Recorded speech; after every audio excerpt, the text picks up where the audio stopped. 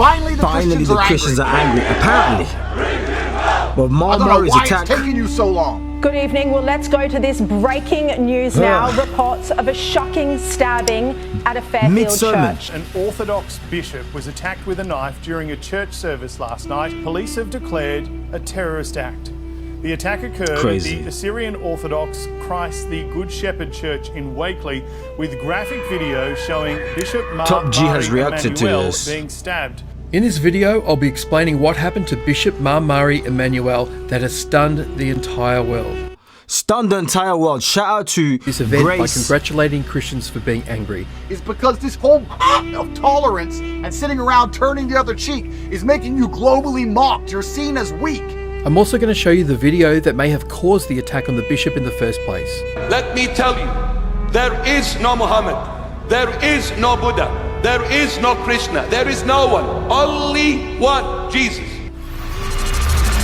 Grace Hope. The incident occurred yesterday, Monday 16th, 2024. Bishop Mari Emmanuel was conducting a mass which he was live streaming at the time. A young man aged 15 suddenly walked up to him and began stabbing the bishop, shouting Allah Akbar. The congregation screamed in horror and ran to his assistance. Praise God, the knife did not open and the attacker failed to deliver lethal blows. Crazy. After the attack, Miracle. The bishop was taken to hospital at 7:15 p.m. and within an hour, thousands were gathered outside the church, chanting, "Bring him out," referring to the attacker. Guys, we will be persecuted. Islam, who is infamous for his misguided view on masculinity, amongst other things, has responded to the terror attack with a message to Christians. Finally, the Christians are angry. I don't know why it's taking you so long. Even as a Muslim, even as somebody who's recently reverted, it gives me genuine happiness to see the Christians finally angry about something. You have gay preachers, LGBT drag story hours at your churches. You sit around and turn the other cheek. You have no cheeks left to turn. There's nothing in this world without masculine rage. It's the bottom line of everything. There's no country without men who are prepared to get angry and defend it. There's no idea. There's no house. There's no religion without masculine rage. They bred it out of you. And for the first time in a long time, we see Christians finally angry about something. And when I see Christians mad for the first time in a long time, although I'm no longer Christian, it makes me feel happy. This piece of deserves an eye for an eye. Isn't that what the Bible says? And for the first time ever, Christians are standing up. And many of Andrew Tate's fans agreed with his sentiments. Andrew Tate mistakes masculinity for violence. But Jesus didn't teach this type of masculinity. In fact, if we are to believe, which we do as Christians, that Jesus was the perfect example of a human being, then he was also the perfect man, the perfect masculine man. It's important to note that the bishop has previously made a video addressing Andrew Tate and his warped view of Christianity and what it is to be a Christian man. In light of this satanic attack on the bishop, this message is now more important to hear than ever. If you're enjoying this video, please hit subscribe and share this video with your friends. Out because watch how the bishop addresses Andrew Tate. And let me say this to Andrew Tate. If you think that Christians are coward, you are mistaken. Christ is the only revolutionist ever to exist. No human being ever was able to change the whole world with a word. Superpowers came with weapons and great force. They could not change nothing. Jesus, no weapon, no knife, no sword, nothing. Absolutely nothing. He changed the whole world with a word. There is no one greater than Jesus Christ of Nazareth ever to exist on the face of this planet. Amen. I belong to that Jesus. Amen. I fear no one.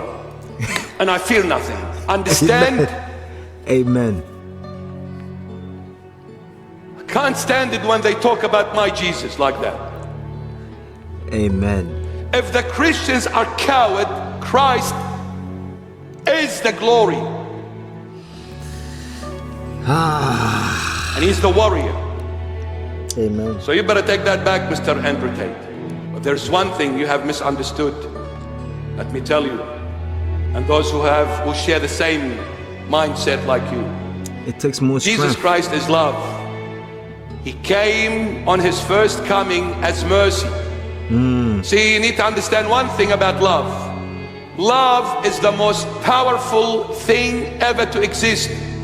And it is the weakest thing also ever to exist at the same time. Love is the most powerful and the weakest at the same time. Why? Because when you love someone from the heart, you will do anything and everything for that someone. If that love is received as weakness, then it's the ignorance of the other party, not the one who loves. But let me tell you, when the time comes, love can be also very, very powerful. Biblical bars he's spitting right now. Biblical bars. Because love moves mountains. Amen.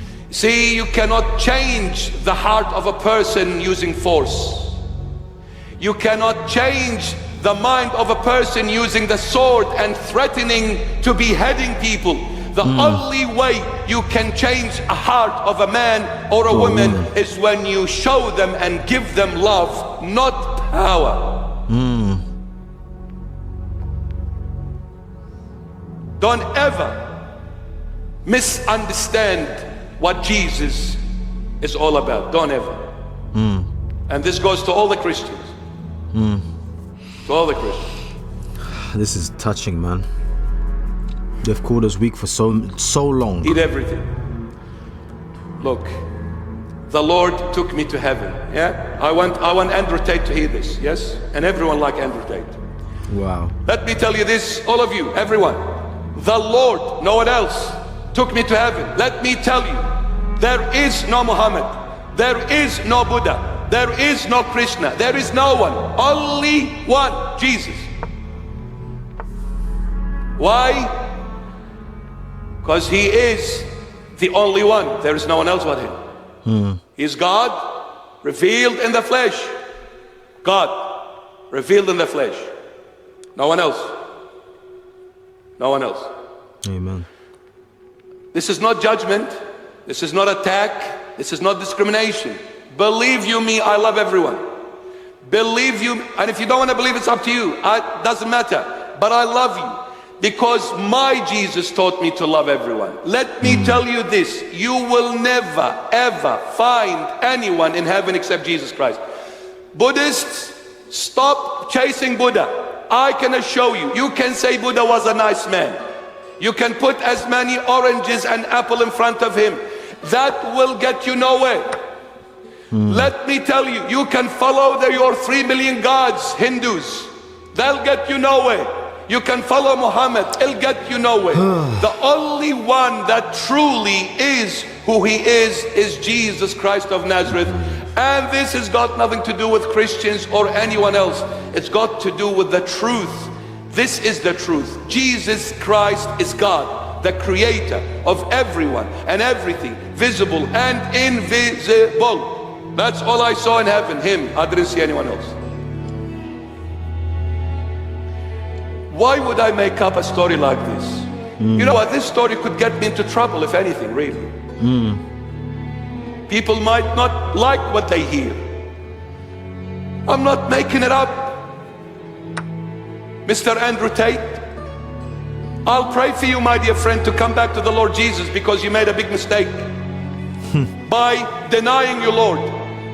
The biggest mistake ever you've made in your life. And I pray the Lord touches your heart and bring you back to the truth, for there is no other truth but Jesus Christ of Nazareth. Wow. Wow. Wow. Oh, wow. Oh, wow. Guys, let me know in the comment section down below. Do you believe, especially if you're a Christian, do you believe you're weak? In fact, I can argue that it takes more energy and more strength for you to resist not harming someone, not retaliating, not putting fire against fire, not fighting back, not punching them back. It takes more for you to turn the other cheek than it takes for you to just simply whack them back, for example, or for you to simply just retaliate with brute force. It takes way more to control yourself. You know, when we're growing up, how we say, be the bigger man, don't do this, be the bigger man. It takes way more energy to do that than it is to fight back. That is my counter argument to that. Let me know what you think. How do you think? What the Bible is telling me, it's telling us as Christians, is Christ didn't come to fight. He didn't come to, and then he did. No. He preached and taught us love, forgiveness, kind, calmness. That's what I'm sticking by. It seems to be a good model that's worked. I'm not saying to become a pushover, because people for a long time, they've had that in their mind, like to be a Christian, it means you're weak. No. I'm not saying allow someone to disrespect you. But violence is a no. We don't do that. We're children of God. So I get maybe he's misusing his words, but as a wordsmith, because he's good with his words, I don't think he's misconstruing or misusing his words.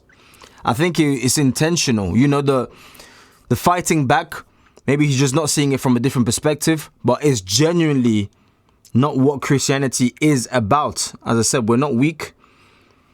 We're not pushovers. What I don't agree with though is the whole, the whole, what do you call it? Like rainbow preachers, all this. People who are taking the word of God and changing it to suit their own narratives. Yeah, that's a no-no. So, but you guys let me know what you think in the comment section down below. What should they? Obviously, destroy the like button, subscribe, join the movement, join the channel. And yeah, the link in the description is for you. May God bless you